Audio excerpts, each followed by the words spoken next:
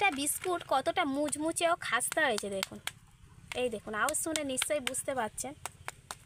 ভেঙে দেখাচ্ছি দেখুন, প্রত্যেকটা একই রকম হয়েছে। নমস্কার বন্ধুরা, কাকলি রান্নাঘর উইথ ভিলেজ ফুডে সবাইকে স্বাগত জানিয়ে আজকে আমি আপনাদের সাথে শেয়ার করব শুধুমাত্র সুজি দিয়ে একদম বেকারির মতো বিস্কুট। বন্ধুরা, বিস্কুট কিন্তু আমাদের প্রত্যেকের নিত্যদিনের সঙ্গী। বিস্কুট খেতে আমরা সবাই ভালোবাসি, সে বাচ্চা হোক কিংবা বড়। বিশেষ করে যদি চায়ের সাথে একটা বা দুটো বিস্কুট থাকে তাহলে চায়ের আড্ডাটাই কিন্তু পুরো জমে যায়। আর এই বিস্কুটটা বানিয়ে কিন্তু আপনারা কয়েক মাস পর্যন্ত সংরক্ষণ করে রাখতে পারবেন। আর বানানো ভীষণই সহজ, মাত্র কয়েক মিনিটের মধ্যে বানানো হয়ে যায়। আপনারা প্লিজ আজকের রেসিপিটা প্রথম থেকে শেষ পর্যন্ত দেখুন। আশা করছি আজকের রেসিপি দেখতে আপনাদের খুবই ভালো লাগবে। আর যে সকল বন্ধুরা এখনও পর্যন্ত নতুন, তারা যদি ইউটিউব থেকে দেখেন তাহলে চ্যানেলটিকে সাবস্ক্রাইব এবং ফেসবুক পেজ থেকে দেখলে পেজটাকে ফলো করে আমার পাশে থাকবেন। তাহলে চলুন আজকের রেসিপিটা শুরু করে ফেলি। আজকের রেসিপিতে উপকরণ কম থাকলেও উপকরণের মাপটা কিন্তু সঠিক রাখতে হবে, তবেই কিন্তু একদম পারফেক্ট বিস্কুট তৈরি করতে পারবেন। এখানে আমি কি উপকরণ নিয়েছি আর কতটা পরিমাণে দেব সব কিছু কিন্তু বলে দেব। আজকের আমি এই যে বাটিটা নিয়েছি, এই বাটির মাপেই কিন্তু সুজি নেব, সেজন্য এই বাটির মাপ করে আমি বাকি উপকরণগুলো নিয়ে নিয়েছি। প্রথমেই দেখুন আমি নিয়েছি চিনির গুঁড়ো। চিনির গুঁড়ো কিন্তু এখানে আমি হাফ বাটি নিয়েছি। চিনিটাকে আমি গুঁড়ো করে নিয়েছি, আপনারা চিনিও নিতে পারেন, সেক্ষেত্রে চিনিটা গোলাতে একটু বেশি সময় লাগবে।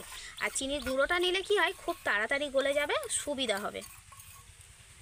এবার আমি ওই চিনি গুঁড়োর মধ্যেই দিয়ে দেব সাদা তেল। সাদা তেল এখানে আমি হাফ বাটি নিয়েছি, ওই একই বাটিরই মাপ করে কিন্তু, এটা মাথায় রাখতে হবে।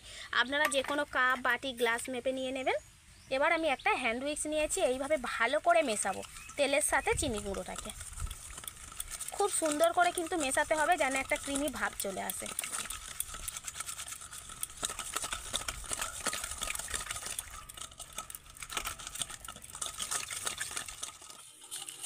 তেলের সাথে চিনির গুঁড়োটাকে আমি এমন সুন্দর করে মিশিয়েছি যেন একদম ক্রিমের মতো লাগছে, খুব সুন্দর মিশে গেছে।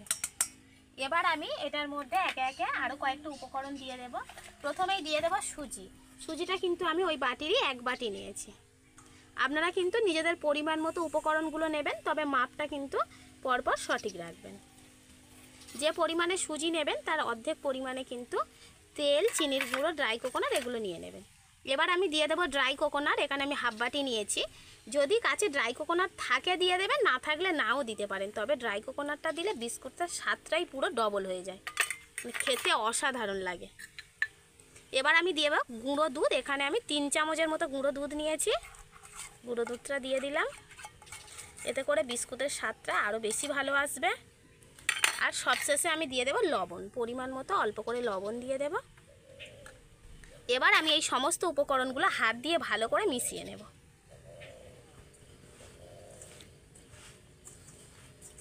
যেমন করে ডো বানাই ঠিক তেমন করে কিন্তু খুব সুন্দর করে মিশিয়ে নিতে হবে।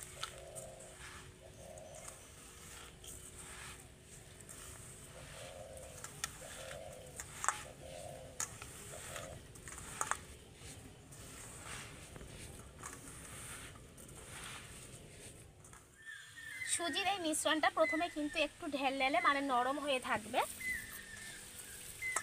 দেখুন ঠিক এরকমই। সুজিটা যাতে আরও বেশি ফুলে বেড়ে যায় কিংবা সুজিটা আর একটু নরম হয়ে যায়, তার জন্য কিন্তু সুজিটাকে এখন চাপা দিয়ে রেখে দিতে হবে। আর বেশিক্ষণ রাখবো না, আমি 5 মিনিটের মতো চাপা দিয়ে রেখে দেবো। প্রায় 5 মিনিটের মতো আমি সুজিটাকে চাপা দিয়ে রেখে দিয়েছিলাম। তাতে করে সুজিটা অনেকটাই কিন্তু নরম হয়ে গেছে আগের থেকে।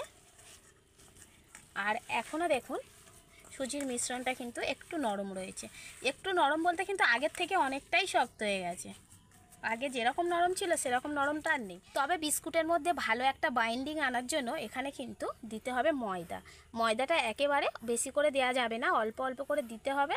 আর সুজির এই মিশ্রণটা মাখিয়ে নিতে হবে। যেমন পরিমাণে ময়দা লাগবে ঠিক তেমন পরিমাণে দিতে হবে। এই মাপটা কিন্তু একদম ঠিকঠাক বলা যাবে না, তবে খুব বেশি ময়দা দিয়ে মাখলে আবার কিন্তু বিস্কুটটা খেতে ভালো লাগবে না। তবে যেমনটা লাগবে দিলে কি হবে, বিস্কুটটা যেমন সুন্দর ভাজা যাবে, বানানোও যাবে, তেমন খেতেও ভালো লাগবে। বেশ টাইট ফিট হবে আর কি বিস্কুটটা। যেমন ডো বানাই আমি ঠিক ডোয়ের মতো করে নেব, ময়দা দিয়ে মাখিয়ে মাখিয়ে। আমি কিন্তু অল্প অল্প করে দেব বলেই চামচের মাপ করে দিচ্ছি, তা না হলে আমি কিন্তু বাটি মাপেই দিয়ে দিতাম।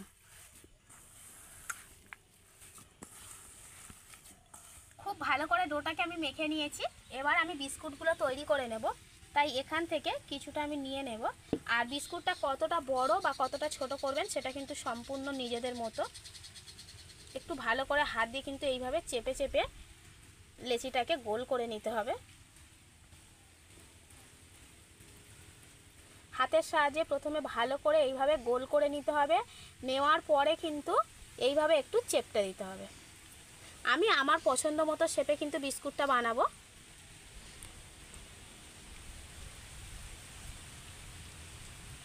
এইভাবে ভালো করে গোল করে নেব।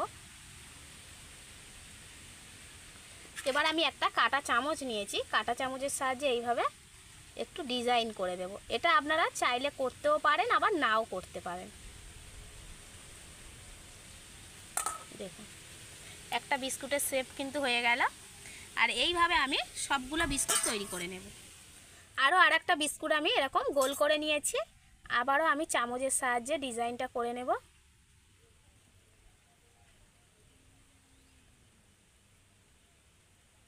দেখুন কত সহজে আর কত তাড়াতাড়ি হয়ে যাচ্ছে একটা করে ডিজাইন বিস্কুট।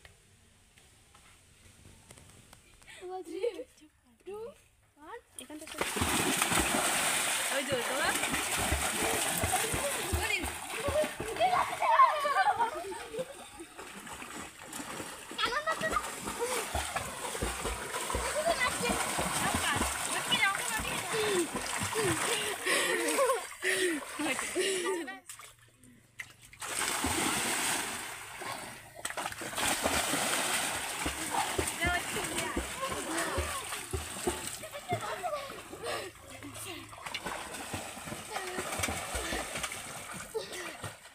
সবগুলো সুজি বিস্কুট আমি বানিয়ে নিয়েছি। আর বিস্কুটগুলোর গোল শেপ দিয়েছি, কি সুন্দর লাগছে দেখুন। এবার আমি এই বিস্কুটগুলোকে ভেজে নেব। তার জন্য তেল গরম করতে দিয়েছিলাম, তেল গরমও হয়ে গেছে। এবার আমি বিস্কুটগুলো একে একে তেলের মধ্যে দিয়ে দেব। আর একদম মাঝারি আঁচে কিন্তু বিস্কুটগুলোকে ভেজে নিতে হবে।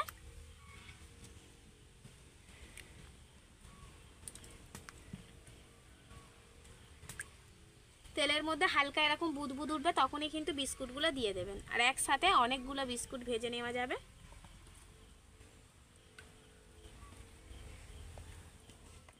কিছুক্ষণ ভেজে নেওয়ার পর এবার আমি বিস্কুটগুলোকে উল্টে দেব। আর এইভাবে উল্টে পাল্টে কিন্তু বিস্কুটগুলোকে একদম মুচমুচে করে ভেজে নিতে হবে। বিস্কুট যত বেশি মুচমুচে করে ভাজা যাবে, বিস্কুটগুলো কিন্তু তত বেশি দিন পর্যন্ত ভালো থাকবে।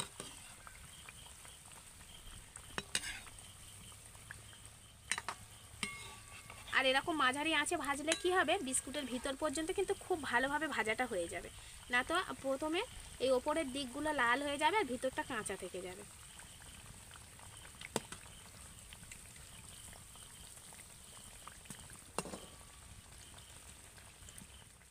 বিস্কুটগুলোকে আমি বেশ মুচমুচে করে ভেজে নিয়েছি।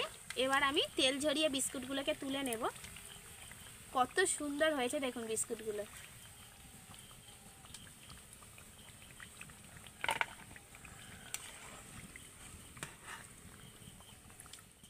বাকি বিস্কুটগুলোকেও আমি একইভাবে ভেজে নেব।